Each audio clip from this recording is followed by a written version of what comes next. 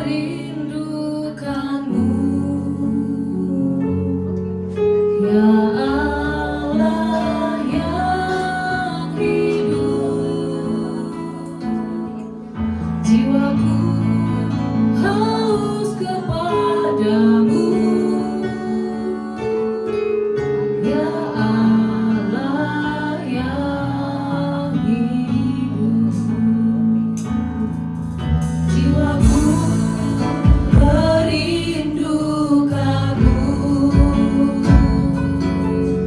ya Allah yang hidup. Jiwaku haus kepadamu, ya Allah yang hidup. Mari naik bersyukur. Ku bersyukur kepadamu, sumber pengharapanku, penolongku, ya Allahku, tiada yang sepertimu. Ku bersyukur kepadamu, sumber pengharapanku, penolongku,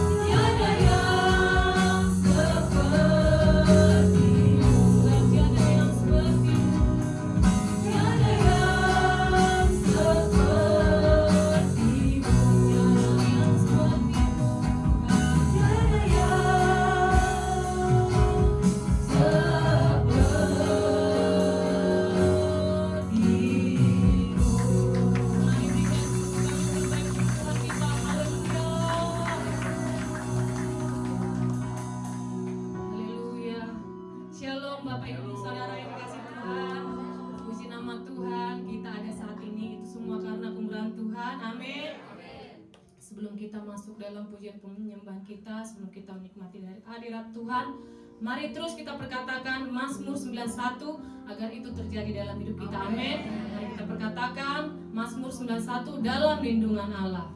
Orang yang duduk dalam lindungan yang maha tinggi dan bermalam dalam naungan yang maha kuasa akan berkata kepada Tuhan, tempat perlindunganku dan kubu pertahananku, Allahku yang kupercayai. Sungguh Dialah yang akan melepaskan engkau dari jerat penangkap burung, dari penyakit sampar yang busuk. Dengan kepaknya Ia akan menuduhi engkau, di bawah sayapnya engkau akan berlindung.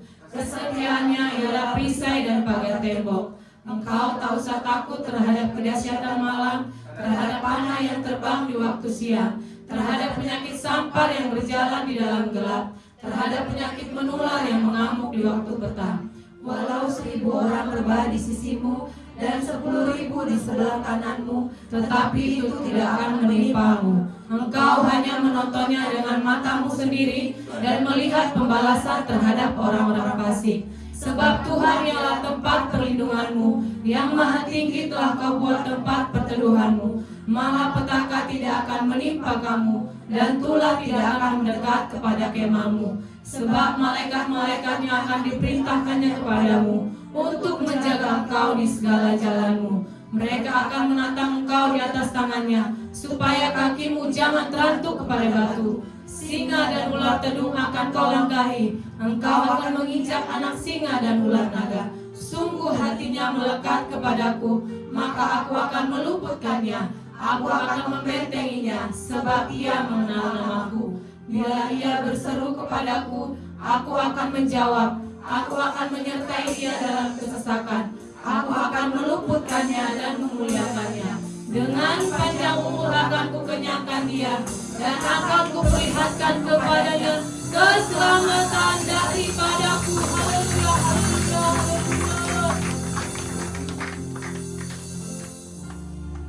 Terima kasih Tuhan Yesus. Terima kasih Bapa. Ini kami umat-umat-Mu Tuhan yang selalu rindu dan haus akan hadirat-Mu Tuhan. Kami datang Tuhan karena kami tahu kami butuh Engkau ya Tuhan dalam hidup kami Tuhan, dalam menjalani setiap hari-hari kami Tuhan. Yang kami perlu hanya Tuhan saja Tuhan. Terima kasih Bapakku yang baik. Sebelum kami masuk dalam pujian penyembahan kami Tuhan, kami berdoa Tuhan, kiranya Bapa Kau suci kuduskan hati kami Tuhan. Ampuni setiap dosa dan pelanggaran kami Tuhan, agar kami bisa sungguh-sungguh merasakan hadirat-Mu Tuhan, hadir di tempat ini Tuhan. Kami percaya Tuhan bahwasanya ya Bapa, Engkau selalu mengurapi kami yang ada di tempat ini Tuhan. Terima kasih Bapa, terima kasih Yesus. Kami serahkan ibadah kami ini Tuhan, dari awal pertengahan sampai akhir Tuhan.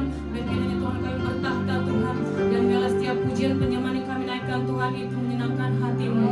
Terima kasih Bapa, terima kasih Yesus. Kami sambut hadirat-Mu Tuhan, kami siap menikmati hadirat-Mu di tempat ini. Kami bersyukur dan berterima kasih. Haleluya, amin. Silakan duduk Bapak Ibu, tetap dalam hadirat Tuhan.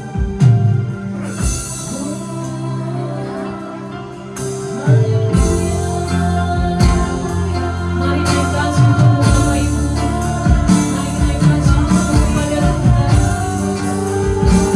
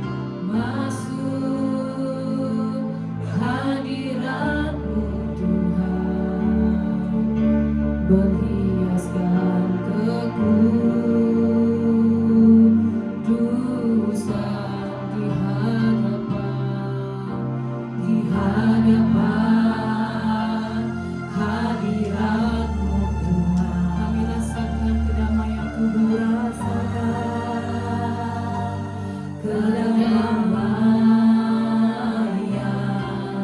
di hadapan hadirat-Mu Tuhan. Ku nampak keagungan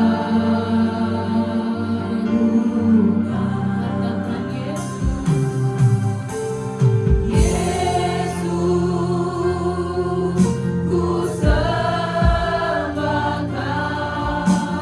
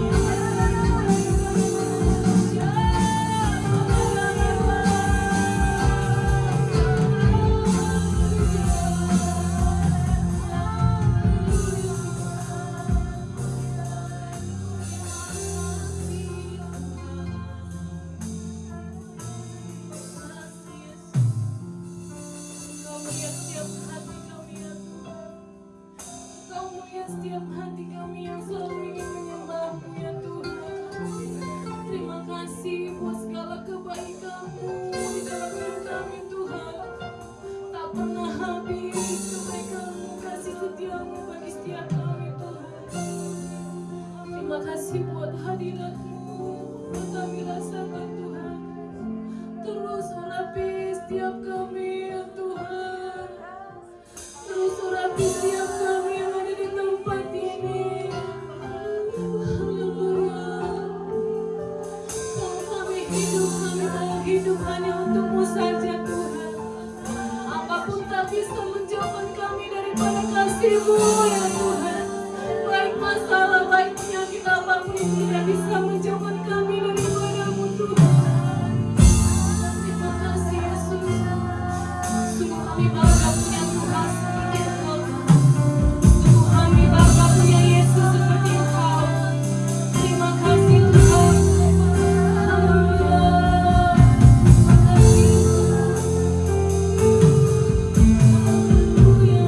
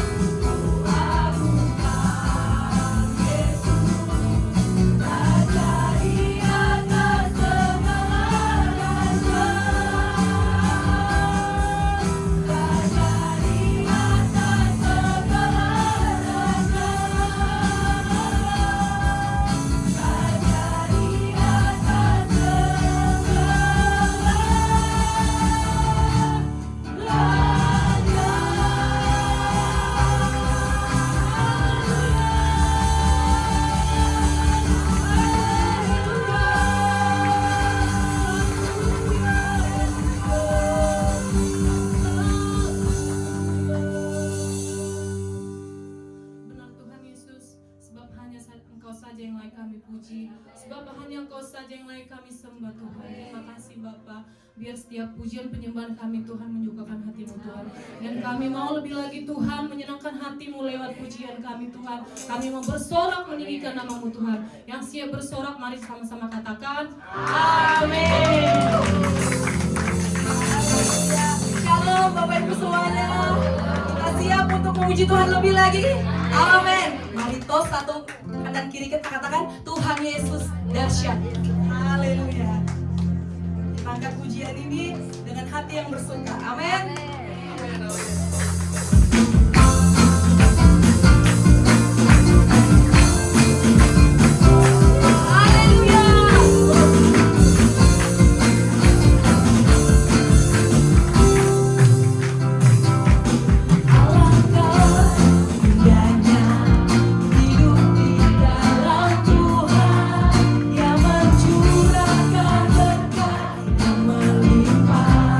Katakan dengan iman, alangkah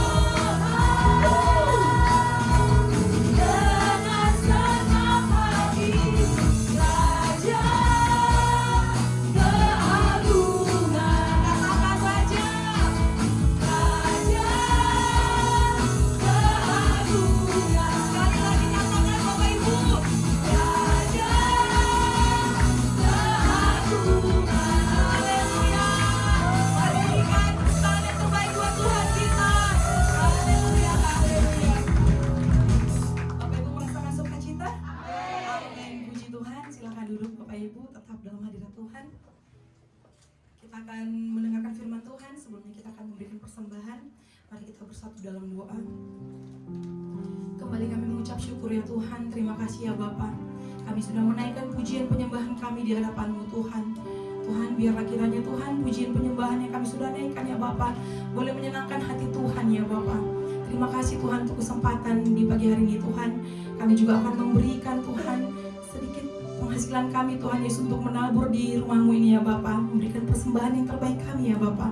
Tuhan, layakkan kami Tuhan Yesus. Suci kuduskan persembahan ini Tuhan Yesus. Biar menjadi pelebaran kerajaan-Mu ya Bapa. Sebentar kami juga akan mendengarkan firman-Mu Tuhan Yesus. Biar kiranya Tuhan berkati hamba-Nya ya Bapa yang akan menyampaikan firman-Mu. Supaya kami ya Tuhan boleh sama-sama merasakan Tuhan kebenaran firman-Mu. Dan kami boleh melakukannya dalam kehidupan kami ya Bapa. Terima kasih Bapakku yang baik. Kami siap menabur untuk Engkau ya Bapa. Di dalam nama Tuhan Yesus. Haleluya. Amin.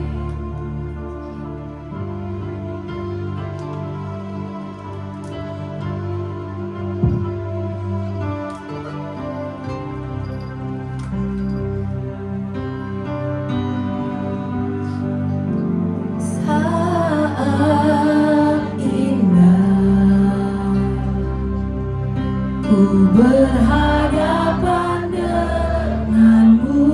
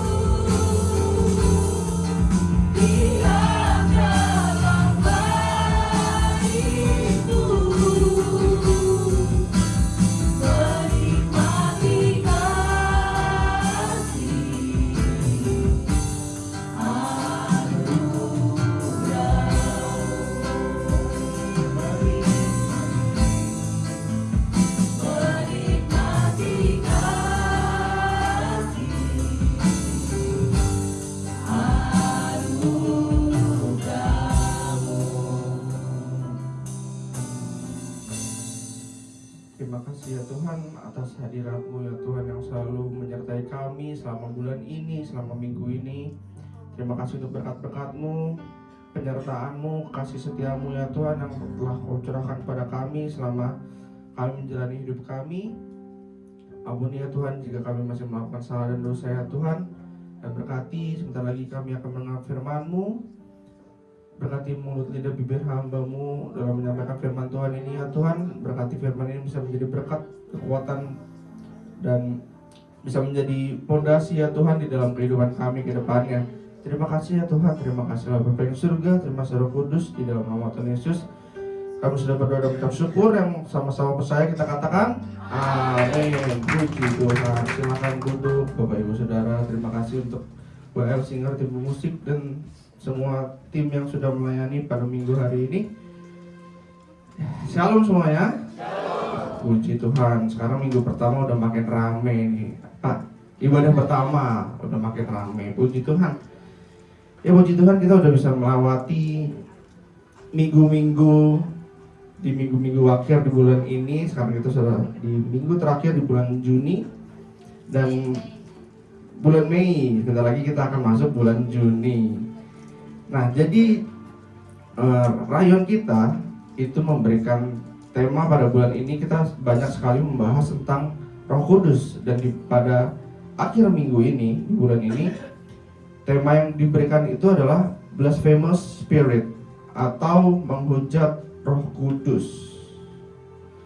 Nah, Bapak-bapak, Ibu-ibu, saudara-saudara semua, jadi topik yang dibahas hari ini tuh sebenarnya adalah topik yang mungkin sering bikin kita sebagai orang Kristen, orang-orang percaya, itu kadang tuh kita merasa takut. Terus juga bisa merasa kita bingung. Bahkan kadang kita tuh menjadi overthinking. Nah, jadi topik ini tuh sebenarnya bukan soal dosa yang biasa saja, dan bukan juga soal jatuh bangun iman. Tetapi ini merupakan salah satu kalimat Tuhan Yesus yang terdengar cukup ekstrim, keras, dan cukup serius. Tuhan Yesus tuh pernah bilang bahwa semua dosa itu bisa diampuni, semua hujatan itu bisa diampuni. Tetapi ada satu dosa yang tidak bisa diampuni, yaitu menghujat Roh Kudus. Nah, pasti banyak dari kita, banyak juga orang percaya pasti selalu langsung berpikir bahwa jangan-jangan saya pernah nih melakukan hal-hal seperti ini. Atau juga mereka berpikir, gimana ya kalau selama ini tuh saya udah lewat batas tanpa kita sadari. Nah, padahal seringkali ketakutan-ketakutan itu muncul bukan karena kita ngerti dari ayatnya itu tersendiri, tapi karena kita salah menangkap maksudnya. Nah, jadi hari ini tujuan dari rayon kita memberikan tema ini itu bukan untuk nakut-nakutin jemaat, tapi justru untuk meluruskan pemahaman supaya kita bisa hidup dengan sikap yang benar di hadapan Tuhan. Jadi kita mau belajar supaya kita tidak meremehkan Roh Kudus, tapi juga tidak hidup di dalam rasa bersalah yang berlebihan. Jadi karena itu firman Tuhan selalu punya tujuan untuk membawa terang bukan kebingungan, dan membawa pertobatan bukan ketakutan. Jadi mari kita buka hati kita, bukan cuma untuk mendengar secara rohani Bapak Ibu, tapi juga kita bisa jujur dan mengaca kepada diri kita sendiri masing-masing. Apakah kita sudah menaati firman Tuhan dengan baik? Yang siap belajar sama-sama kita katakan amin. Oke. Nah, menghujat Roh Kudus itu sama dengan sikap hati, bukan hanya sekedar ucapan. Jadi, waktu itu Tuhan Yesus berbicara soal menghujat Roh Kudus. Nah, di sini tuh Tuhan Yesus sama sekali tidak menegur orang-orang yang terlihat polos, orang-orang yang awam atau yang belum paham akan imannya. Nah, Tuhan Yesus itu tidak sedang menegur orang-orang yang baru mengenal Tuhan, yang masih banyak salah atau yang masih bertumbuh pelan-pelan di dalam pengenalan akan Allah.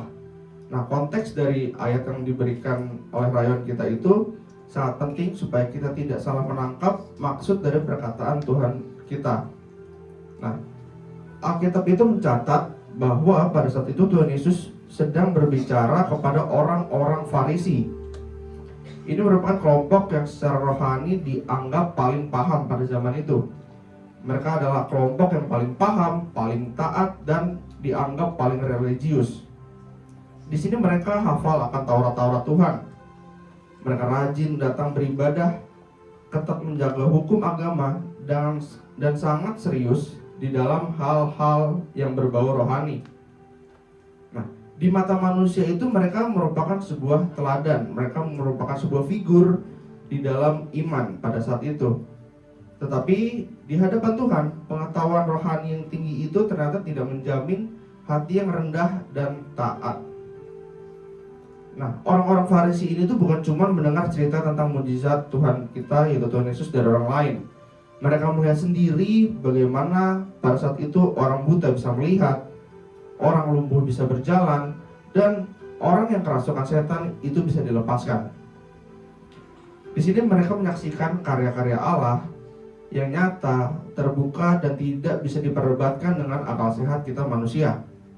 Namun, justru setelah melihat itu semua, mereka berkata bahwa Yesus pada saat itu mengusir setan dengan kuasa Beelzebul. Nah, Alkitab itu pernah mencatatkan bahwa peristiwa ini dengan jelas ada di Matius 12 ayat 24. Ini bukan hanya sekedar kesalahan dari analisa saja Bapak Ibu, bukan juga salah dari pemahaman teologis. Ini adalah keputusan hati yang menolak kebenaran karena kebenaran itu mengancam posisi mereka, mengancam gengsi mereka dan identitas mereka sebagai pemimpin rohani. Di sini mereka memilih untuk mempertahankan kekuasaan daripada mereka menerima terang, menerima kuasa dari Tuhan kita. Nah, jadi dari layanan kita memberikan salah satu ayat Alkitab dari Matius 12 ayat 31 sampai 32.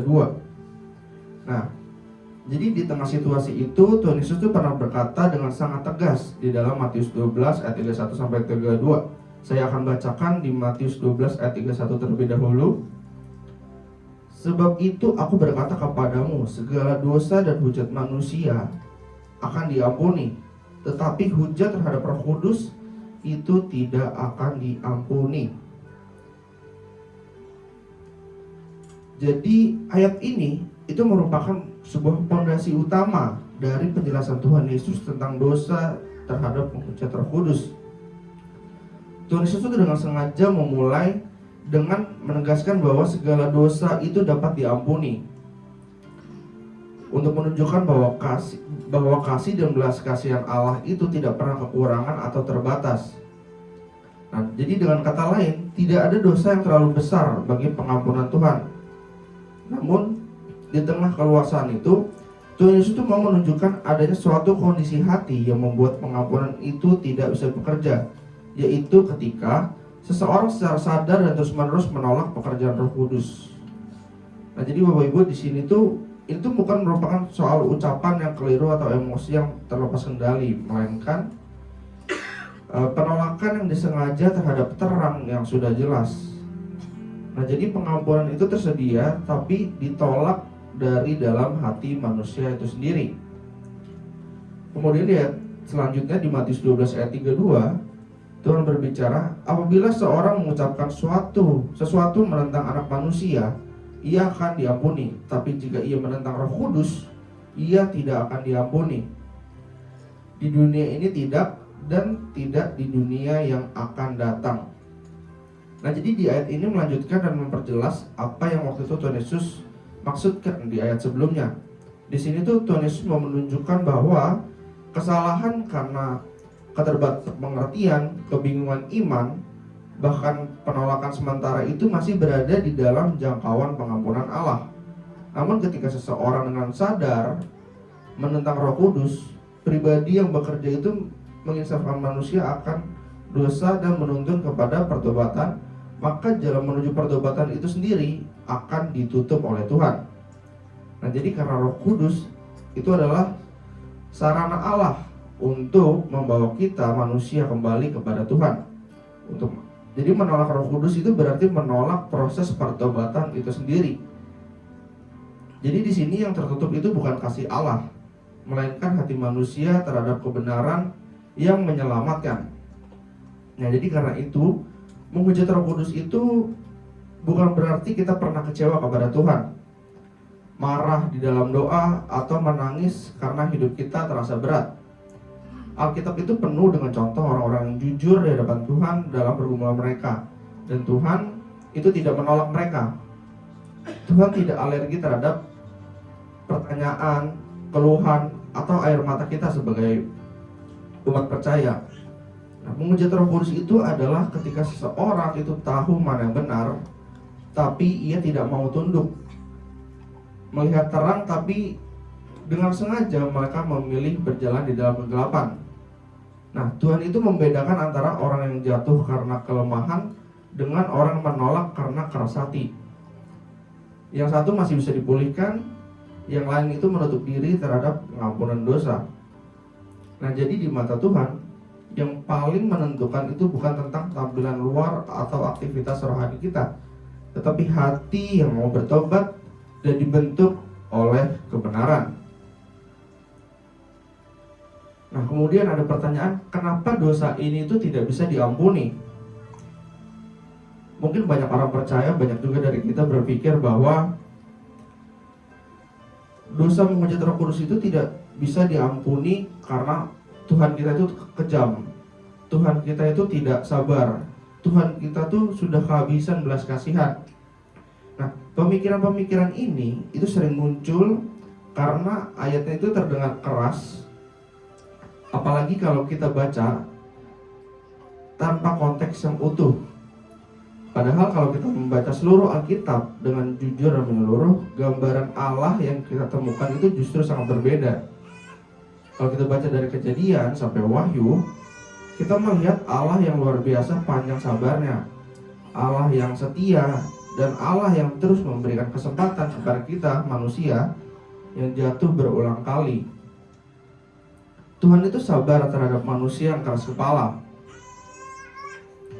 memberkati umat yang sedang memberontak, dan memulihkan orang-orang yang benar-benar hancur. Tuhan itu juga berkali-kali mau membuka pintu pertobatan dan tidak cepat menghakimi kita. Jadi sangat jelas bahwa masalahnya itu bukan karena Tuhan tidak mau mengampuni, melainkan karena ada sesuatu yang salah di dalam respon kita manusia terhadap pengampunan itu sendiri. Nah, masalah sebenarnya itu muncul ketika manusia itu menolak untuk diampuni.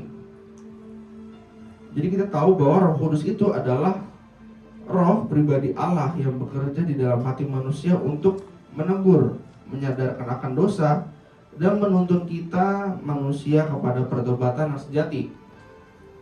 Jadi tanpa adanya pekerjaan Roh Kudus itu, manusia itu tidak mungkin bisa sadar bahwa dirinya itu berdosa dan membutuhkan kasih karunia dari Tuhan. Tuhan Yesus itu sendiri itu pernah berkata bahwa Roh Kudus akan menginsafkan dunia akan dosa, kebenaran, dan penghakiman, seperti yang tertulis dalam Yohanes 16 ayat 8. Nah, di sini artinya adalah Roh Kuduslah yang mau membuka mata rohani manusia.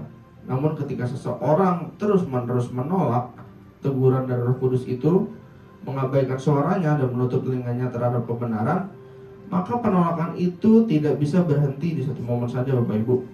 Penolakan yang diulang-ulang itu akan membentuk yang namanya kebiasaan. Dan dari kebiasaan itu perlahan membentuk hati yang keras dan tumpul secara rohani. Jadi hati yang kebal inilah yang sangat berbahaya, Bapak Ibu. Bukan karena orang tersebut berhenti berbuat dosa, tapi karena ia berhenti merasa bersalah. Ia masih hidup di dalam dosa, tapi tidak lagi terganggu secara batin. Ia masih salah, tapi ia tidak pernah merasa untuk perlu bertobat atau datang kepada Tuhan lagi. Jadi nuraninya itu menjadi tumpul dan dosa itu tidak lagi terasa sebagai sebuah masalah yang besar bagi mereka. Itulah sebabnya firman Tuhan itu memperingatkan dengan sangat tertulis, pada hari ini jika kamu mendengar suaranya, janganlah keraskan hatimu. Seperti yang tertulis pada Ibrani 3 ayat 15. Nah, ayat ini tuh menegaskan bahwa masalah itu bukan di Tuhan yang berhenti berbicara, melainkan di manusia yang memilih untuk berhenti mendengar dan merespon suara dari Tuhan.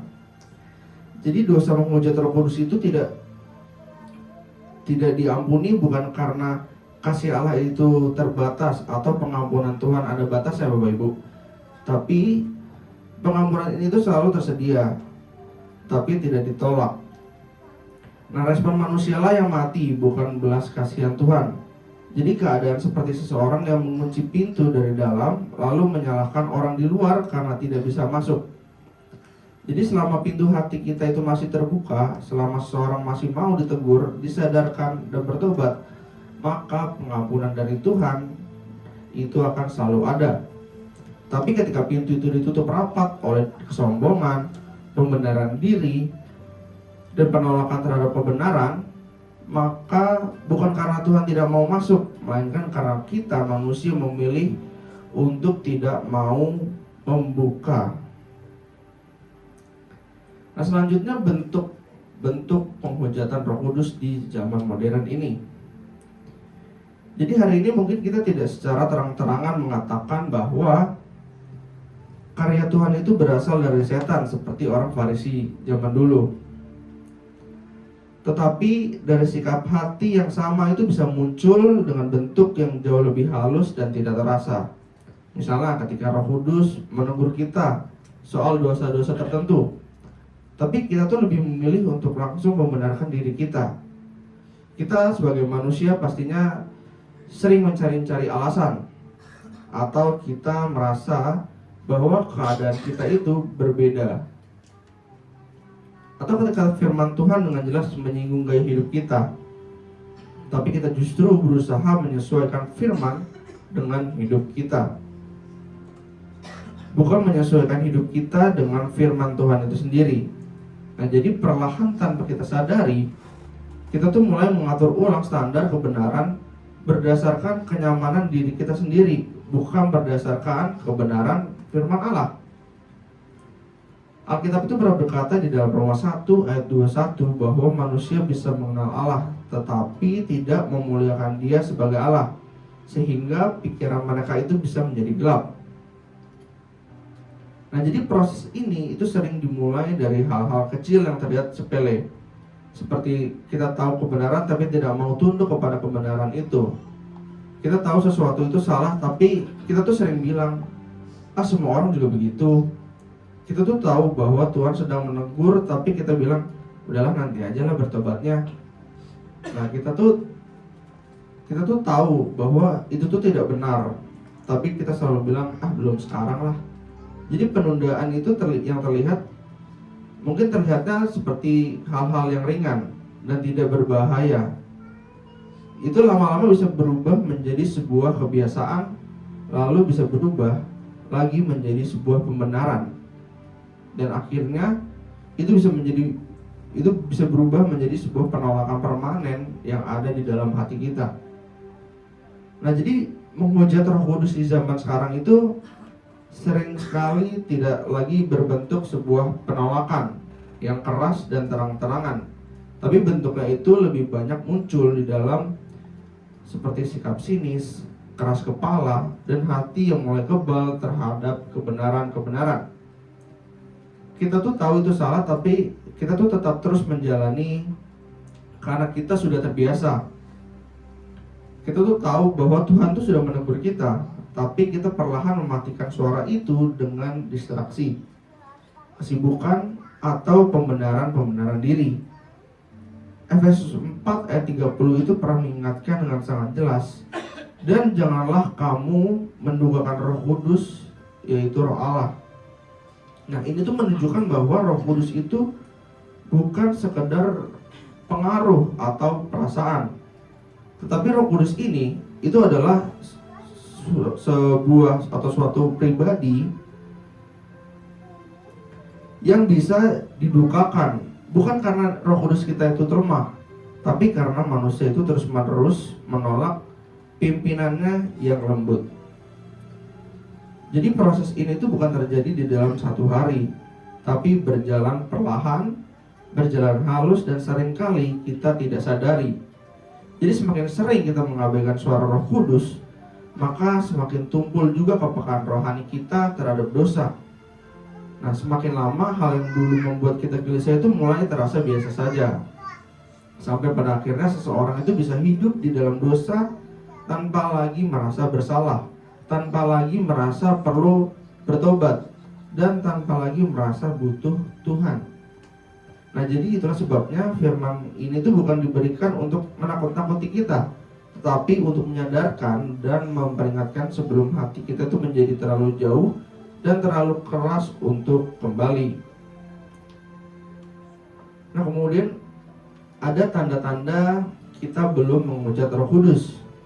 Nah, jadi ada kabar baiknya Bapak Ibu. Kabar baiknya kalau hari ini kita masih merasa tidak nyaman saat berbuat dosa, itu sebenarnya bukan tanda kita jauh dari Tuhan, tapi justru ini merupakan sebuah tanda bahwa Roh Kudus masih bekerja di dalam hati kita. Rasa yang tidak tenang itu bukan sebuah kebetulan, bukan sekedar perasaan bersalah biasa, tetapi itu merupakan sebuah cara yang Roh Kudus jalankan untuk menjaga kita supaya kita itu tidak semakin jauh dalam melangkah. Jadi kalau kita masih bisa menangis di dalam doa, kita masih bisa merasa bersalah ketika kita jatuh di dalam dosa, dan masih punya kerinduan untuk berubah walaupun sering gagal dan jatuh bangun, itu semua itu adalah sebuah petunjuk yang menunjukkan bahwa hati kita itu belum mengeras. Seperti di dalam Mazmur 51 ayat 17 itu berkata, hati yang patah dan remuk tidak akan kupandang hina, ya Allah. Nah, jadi ayat ini tuh menggambarkan sebuah kondisi di mana seseorang yang mau melepaskan semua kesombongannya. Dia mau berhenti untuk membela dirinya dan menyadari sepenuhnya bahwa ia telah bersalah di hadapan Tuhan. Jadi di saat manusia merasa tidak berdaya dan menyesali dosa-dosanya dengan sungguh-sungguh, Tuhan tuh mau memberikan jaminan bahwa Tuhan itu tidak akan pernah menolak, membuang, atau memandang hina orang tersebut. Jadi secara singkat ayat ini tuh mengajarkan bahwa hubungan yang pulih dengan Tuhan itu tidak dibangun atas rutinitas ibadah yang kosong, melainkan dimulai dari kejujuran hati kita yang mau tunduk dan berserah total pada belas kasihan Tuhan. Nah, jadi orang yang benar-benar mengucap Roh Kudus itu bukan lagi berada di posisi gelisah atau berjuang, karena di dalam dirinya sudah tidak ada lagi respon terhadap kebenaran. Tidak ada lagi rasa bersalah ketika berbuat dosa, tidak ada lagi kerinduan untuk bertobat, dan tidak ada lagi keinginan untuk berubah. Hati mereka itu sudah menjadi kebal, dan suara Tuhan itu tidak lagi memiliki dampak apa-apa. Tapi orang yang masih bergumul, masih jatuh bangun, masih merasa bersalah setelah jatuh, justru itu merupakan orang-orang yang sedang berada di dalam proses yang Tuhan izinkan. Di dalam Amsal 24 ayat 16 itu pernah berkata, sebab 7 kali orang benar jatuh namun ia bangun kembali. Nah, ini tuh menunjukkan bahwa ukuran Tuhan itu bukan pada seberapa sering seseorang itu jatuh, tapi apakah dia masih mau bangkit dan kembali kepada Tuhan setiap kali ia terjatuh. Nah, jadi Tuhan tuh tidak pernah mencari orang yang sempurna sebagai syarat untuk datang kepada Tuhan. Tuhan itu selalu mencari orang-orang yang mau untuk dibentuk, mau untuk diajar, dan mau untuk dipulihkan. Nah, Tuhan itu menolak orang yang jatuh, tapi Tuhan itu tidak menolak orang yang jatuh, tetapi Tuhan menolak hati yang keras kepala dan tidak mau untuk berubah. Jadi karena selama seseorang masih mau datang kepada Tuhan, meskipun hidupnya berantakan, meskipun jatuh bangun berulang kali, meskipun banyak kelemahan, maka pintu pengampunan itu akan tetap terbuka lebar oleh Tuhan. Jadi tidak ada dosa yang terlalu besar bagi Tuhan selama hati kita itu masih mau kembali dan tidak menutup diri dan suaranya. Jadi jangan biarkan ketakutan itu membuat kita sebagai umatnya, sebagai orang percaya itu menjauh dari Tuhan. Karena rasa takut yang salah itu justru bisa membuat kita lari dari satu-satunya sumber pemulihan itu sendiri. Sebaliknya, biarlah firman Tuhan ini membuat kita semakin rendah hati, semakin peka terhadap teguran Roh Kudus, dan semakin cepat merespons setiap kali Tuhan berbicara di dalam hati kita. Karena perjalanan iman itu bukan tentang tidak pernah jatuh, tetapi tentang kita terus kembali, kita terus dibentuk dan terus dipimpin oleh Roh Kudus setiap hari sampai hati kita tuh benar-benar serupa dengan hatinya Tuhan. Jadi Bapak Ibu, saudara-saudara semua, hari ini itu kita diingatkan bahwa menghujat Roh Kudus itu bukan soal sesuatu kesalahan yang pernah terjadi di dalam hidup, tetapi soal satu sikap hati yang terus dibentuk menjadi keras atau tetap lembut di hadapan Tuhan. Ini bukan tentang suatu momen jatuh, tetapi tentang arah hidup yang perlahan itu bisa berubah karena pilihan-pilihan kecil yang kita ambil di setiap harinya. Tuhan itu tidak mencari manusia yang tidak pernah salah, karena kita semua itu pasti pernah gagal, kita semua pasti pernah jatuh dan pernah meleset.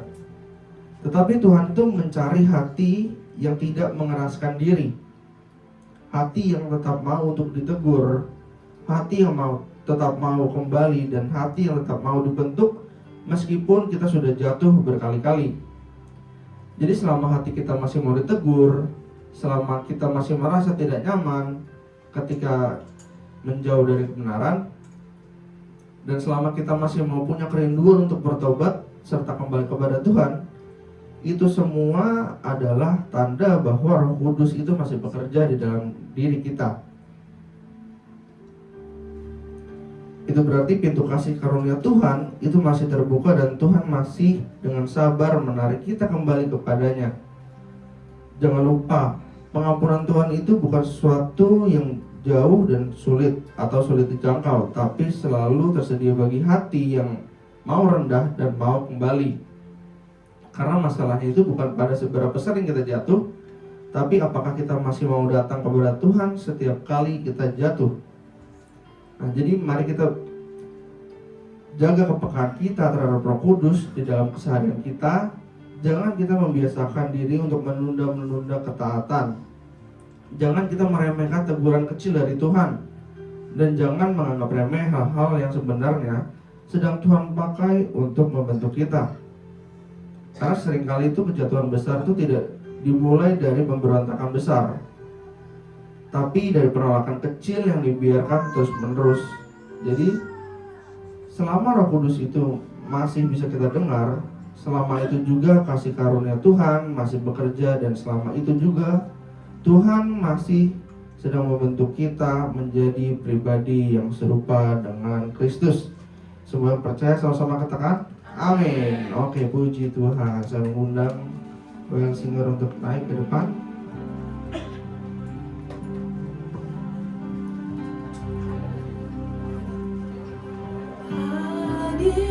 Hadirat-Mu Tuhan, ku rasakan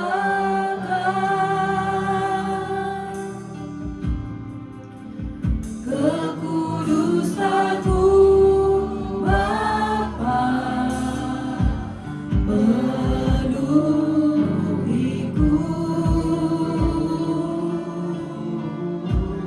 Ku rindu selalu tiap dalam hidupku,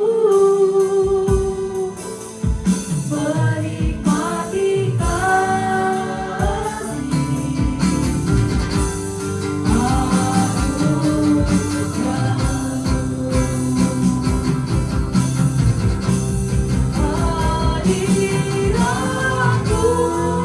Tuhan, ku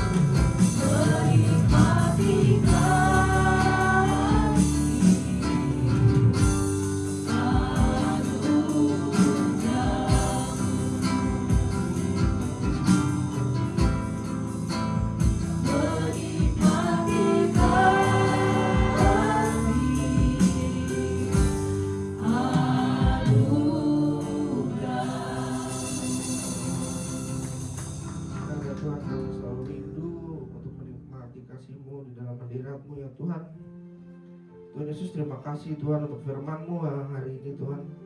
Terima kasih karena Engkau telah menegur kami bukan untuk menghakimi, tapi karena Engkau mengasihi kami dan tidak mau kami hidup menjauh dari kebenaran-Mu ya Tuhan. Tuhan, kami sadar seringkali kami tahu apa yang benar, tapi kami memilih untuk menunda ketaatan, mencari alasan dan membenarkan diri kami ya Tuhan. Ampuni kami Tuhan untuk setiap hati yang keras dan setiap sikap yang tidak peka terhadap suara-Mu ya Tuhan. Roh Kudus, kami butuh Engkau, tolong kami supaya kami bisa mendengarkan teguran-teguran-Mu, kami bisa mendengarkan suara-Mu, dan berkati firman ini semuanya bisa menjadi pedoman, bisa menjadi fondasi bagi kehidupan kami yang kedepannya. Terima kasih Tuhan, terima kasih Allah surga, terima kasih Roh Kudus. Di dalam nama Tuhan Yesus yang sama-sama percaya kita katakan amin. Puji nama Tuhan. Terima kasih buat Mas Yeskil Titus atas kebenaran firman yang sudah disampaikan. Tuhan berkati lebih lagi. Baiklah Bapak Ibu, kita akan mendengarkan pengumuman dalam sepekan melalui multimedia.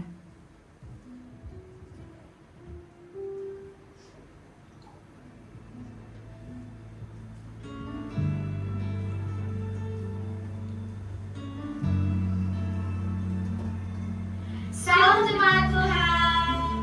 Kiranya Tuhan memberkati kita semua. Untuk minggu ini kita belajar tentang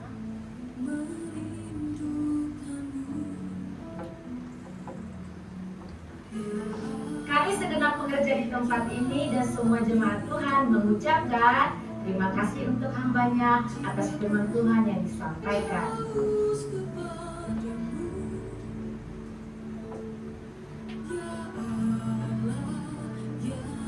Berikut kami sampaikan pengumuman GBFGC untuk seminggu ke depan. Berikut jadwal ibadah sepekan. Ibadah Raya Minggu diadakan 2 kali ibadah. Ibadah pertama pukul 9 pagi dan ibadah kedua pukul 11 siang. Setiap ibadah disertai dengan ibadah sekolah minggu. Ibadah full diadakan setiap hari Sabtu pukul 5 sore. Ibadah WBI diadakan sekali dalam sebulan pada hari Sabtu pukul 4 sore di tempat ini. Menara doa setiap hari Senin sampai Sabtu di tempat ini dan terbuka bagi semua jemaat Tuhan. Badminton PGI Sport diadakan setiap hari Kamis pukul 8 malam, bertempat di Gor Medland Ciwidey. Bagi yang menabur untuk persembahan dan persepuluhan, Bapak Ibu bisa mengirimkan lewat e-wallet atau e-banking ke rekening gereja dengan nomor 5222443661 atas nama GBFGC. Bagi jemaat yang akan baptis dan penyerahan anak, bisa menghubungi diakon atau diakonis GBFGC. Panitia pembangunan mengadakan penjualan kupon. Akan dilakukan penjualan 1 kali dalam sebulan. Bagi yang telah membeli kupon, harap untuk disimpan dan akan diundi untuk doorpress. Demikian pengumuman sepekan ini. Terima kasih, Tuhan Yesus memberkati. Puji nama Tuhan. Bapak Ibu, kami rindu untuk mengundang, adakah Bapak di antara kita, Bapak Ibu yang baru pertama kali hadir beribadah di FGC, cukup melambaikan tangan. Puji nama Tuhan. Haleluya. Selamat datang Ibu, silakan beribadah kembali minggu depan. Puji Tuhan. Baiklah Bapak Ibu, kita akan tutup ibadah kita. Saya undang kami berdiri. Aku punya Tuhan yang besar, yang telah berjanji dan sanggup menggenapi. Imanku bersepakat percaya kuasanya. Ku terima sekarang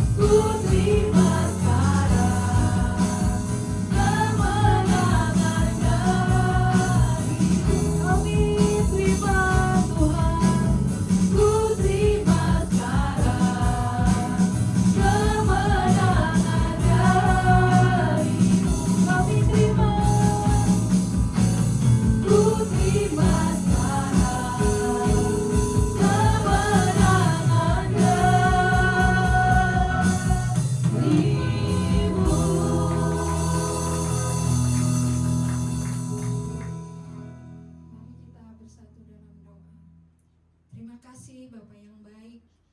Pada ibadah pertama ini ya Tuhan, kami boleh menikmati kasih, kami boleh menikmati urapan-Mu ya Tuhan, hadirat-Mu yang luar biasa ya Bapak. Terima kasih Tuhan Yesus, terima kasih. Kami terlebih diberkati oleh firman-Mu ya Tuhan yang disampaikan oleh Kak Yeski ya Bapak. Tuhan Yesus berkati firman yang sudah kami terima ya Bapak. Biarlah Tuhan firman itu, oh Tuhan, menjadi rema di dalam kehidupan kami. Dan biarlah Tuhan kami terus di dalam tuntunan Roh Kudus di dalam kehidupan kami. Sehingga Tuhan kami boleh menjadi berkat dimanapun kami berada. Sehingga kami serupa dan segambar dengan Engkau. Terima kasih Bapak yang baik. Terima kasih Tuhan yang Kau berkati hamba-Mu Kak Yeski ya Tuhan yang sudah menyampaikan isi hati-Mu. Tuhan Yesus berkati Tuhan dalam kesehatannya, berkati pelayanannya, berkati pekerjaannya, berkati masa mudanya. Engkau pakai Tuhan dimanapun berada. Biarlah banyak jiwa-jiwa datang kepadamu ya Tuhan. Engkau pakai, Engkau rapi lebih dan lebih lagi ya Tuhan. Terima kasih Roh Kudus, terima kasih, terima kasih. Kami juga berdoa ya Tuhan bagi Bapak pembina kami ya Tuhan, Bapak Niko Notoraharjo Tuhan, yang Kau berkati ya Bapak. Kau berkati keluarga besarnya, yang Kau berkati keempat wakilnya. Terima kasih juga Karayan 18 Gembala Pak Andi Markus, Ibu Sutanti, kedua putranya, keempat wakilnya juga yang ada cabang ranting Rayan 18 Tuhan, yang Kau berkati juga gembala kami yang di tempat ini Bapak Indriatmo, Ibu Indri Tuhan, dan ketiga putra putrinya. Terus Tuhan hamba-hambamu ini Tuhan, yang Kau urapi Tuhan, yang Kau berkati ya Bapak, pakai Tuhan dengan luar biasa hikmat marifat ilahi, roh pewahyuan yang baru terus mengiringi di dalam pelayanan mereka, di dalam pekerjaan mereka, di dalam oh Tuhan pengembalaan mereka. Terima kasih Tuhan Yesus.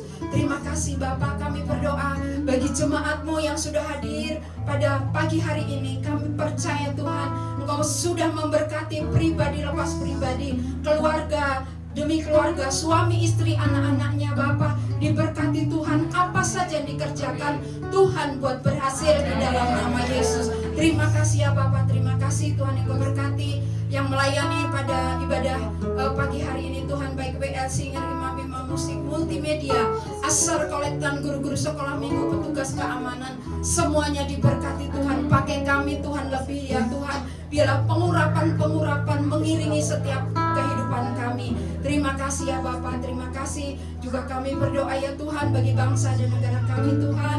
Kau berkati bangsa kami, pulihkan bangsa kami, berkati para pemimpin yang ada di bangsa kami, presiden kami, Bapak, oh Tuhan, Prabowo dan wakilnya Bapak Gibran Tuhan, dan seluruh jajarannya Tuhan yang Kau berkati, Polri, TNI, juga sampai RT RW Tuhan yang Kau berkati ya Bapak.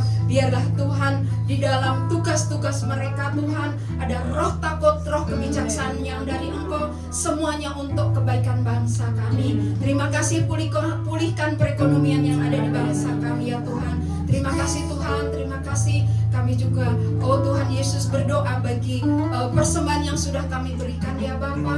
Kiranya sucikan, kuduskan Tuhan. Biarlah Tuhan persembahan ini Tuhan untuk kemuliaan nama-Mu. Diberkati yang mengelolanya, diberkati tangan-tangan yang sudah memberi, dikembalikan dengan berlipat kali ganda. Terima kasih Tuhan. Sebentar kami semua hendak pulang ya Tuhan. Kami percaya penyertaan-Mu, perlindungan-Mu sempurna bagi setiap kami. Tibakan sampai di rumah dengan selamat, tidak kekurangan suatu apapun, dan sukacita damai menjadi bagian setiap kehidupan kami. Terima kasih ya Tuhan. Dan sebelum kami pulang Tuhan, kami akan diperlengkapi dengan doa berkat oleh Bapak Gembala. Dan sebelumnya mari kita sempurnakan dengan doa Bapa kami. Bapa kami yang di surga, dikuduskanlah nama-Mu, datanglah kerajaan-Mu, jadilah kehendak-Mu di bumi seperti di surga. Berikanlah kami pada hari ini makan kami yang secukupnya, dan ampunilah kami atas kesalahan kami, seperti kami juga mengampuni orang yang bersalah kepada kami. Dan jangan membawa kami dalam pencobaan, tapi lepaslah kami dari yang jahat, karena Engkau yang punya kerajaan dan kuasa dan kemuliaan sampai selamanya. Sidang jemaat yang dikasihi oleh Tuhan Yesus, Engkau adalah biji mata Tuhan Kasih Allah ada padamu. Roh Kudus, Roh Allah sendiri sekarang berdiam di dalam dirimu, yang membuat engkau lapar dan haus akan kebenaran firman Tuhan, yang membuat engkau punya kuasa, yang membuat engkau menjadi anak Allah. Jangan sekali-kali dukakan Roh Allah. Kembalilah ke dalam kenyataan hidupmu sehari-hari. Taati firman Tuhan. Nyatakanlah kasih dan keselamatan Tuhan Yesus untuk semua orang. Dan untuk itulah engkau menerima berkat dari Tuhan. Angkat kedua tanganmu dan aminkan setiap perkataan berkat ini. Tuhan memberkati engkau. Tuhan memberkati suami, istri, anak-anak, cucu-cucumu. Tuhan memberkati rumah tanggamu dan finansialmu. Tuhan memberkati sekolah dan studimu. Tuhan memberkati setiap pekerjaan dan usahamu. Apapun yang kau rencanakan, apapun yang engkau perbuat, Tuhan membuat semuanya berhasil. Kasih karunia dari Allah Bapa dan damai sejahtera dari Tuhan Yesus, serta persekutuan yang manis dengan Roh Kudus menyertai kehidupanmu, memberkati kehidupanmu dari sekarang sampai Maranatha. Tuhan Yesus datang yang kedua kali, menjemput kita di awan yang permai, bahkan sampai selama-lamanya. Semua yang percaya dan sudah diberkati Tuhan Yesus katakan, amin.